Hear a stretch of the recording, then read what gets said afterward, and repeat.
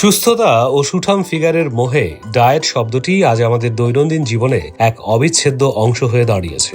ঢালিউড থেকে হলিউড পর্দার তারকাদের ছিপছিপে শরীর কিংবা সিক্স প্যাক অ্যাপস দেখে সাধারণ মানুষ সহজেই অনুপ্রাণিত হন। পর্দার এই তারকাদের দেখে অনেকে ভাবেন একটু কঠোর পরিশ্রম আর খাদ্যাভ্যাসের লাগাম দিলেই হয়তো কাঙ্ক্ষিত শরীর পাওয়া সম্ভব, যেমনটা শোনা যায় ঢালিউড সুপারস্টার শাকিব খানের ক্ষেত্রে। বিগত 5 বছর ধরে নাকি তিনি ভাত মুখেও তোলেননি, আর তাতেই কেরিয়ারের এই সময়েও এসে তিনি সবচেয়ে ফিট ও চাঙা রূপ ধরে রেখেছেন। কিন্তু পর্দার পেছনের এই চকচকে ও আকর্ষণীয় গল্পের আড়ালে লুকিয়ে থাকে এক অন্ধকার বাস্তবতা। তারকাদের এই তথাকথিত ফিটনেস জার্নি সবার জন্য সবসময় আশীর্বাদ হয়ে আসে না, বরং কারো কারো জন্য তা ডেকে আনে চরম শারীরিক ও মানসিক আতঙ্ক। দ্রুত ওজন কমাতে গিয়ে অনেক জনপ্রিয় তারকাকে সরাসরি হাসপাতালের শয্যা পর্যন্ত যেতে হয়েছে। আমাদের দেশীয় বিনোদন অঙ্গনের কথাই ধরুন, 2023 সালে জনপ্রিয় অভিনেত্রী তানজিন তিশা হঠাৎ তীব্র অসুস্থ হয়ে হাসপাতালে ভর্তি হন। পরবর্তীতে জানা যায় স্ক্রিনের সামনে নিজেকে নিখুঁতভাবে উপস্থাপনের জন্য দিনের পর দিন অতিরিক্ত কড়া ডায়েট এবং সেই সাথে কেরিয়ারের মানসিক চাপ একসঙ্গে সামলাতে গিয়ে তার শরীর পুরোপুরি ভেঙে পড়েছিল। পরিস্থিতি এতটাই গুরুতর রূপ নিয়েছিল যে চিকিৎসকরা তাকে কঠোরভাবে নির্দেশ দেন সব ধরনের ডায়েট সম্পূর্ণ বন্ধ করে স্বাভাবিক খাবার খেতে এবং পূর্ণ বিশ্রামে থাকতে।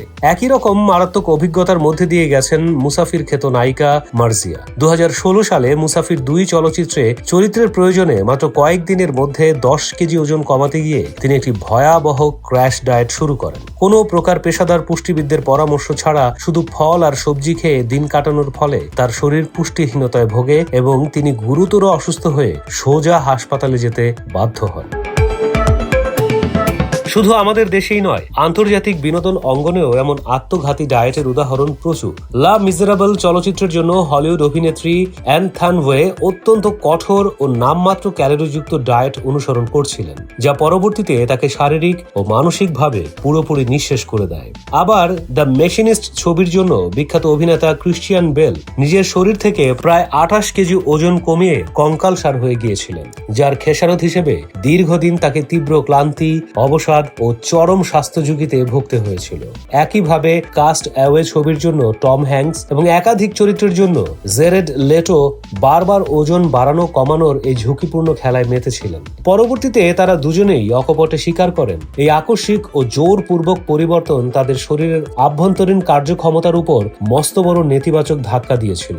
এমনকি বলিউডের বিদ্যা বাড়ানো কেরিয়ারের শুরুতে অন্ধভাবে ডায়েট করতে গিয়ে দীর্ঘমেয়াদী হরমোনজনিত সমস্যায় ভুগেছেন। অবশ্য ভুল থেকে শিক্ষা নিয়ে সঠিক ও স্বাস্থ্যকর উপায়ে ফেরার ইতিবাচক গল্পও আছে আমাদের সামনে। চিত্রনায়িকা বিদ্যা সিনহা মিম করোনা মহামারীর পর ওজন বেড়ে যাওয়ায় কোনো প্রকার শর্টকাট বা ক্র্যাশ ডায়েটের ক্ষতিকর পথ বেছে নেননি, বরং তিনি একজন দক্ষ ট্রেনার ও পুষ্টিবিদের তত্ত্বাবধানে প্রায় 4 মাস সময় নিয়ে সুষম খাবার, নিয়মিত সুশৃঙ্খল ব্যায়ামের মাধ্যমে পরিপূর্ণ সুস্থ উপায়ে প্রায় 10 কেজি ওজন কমিয়েছেন।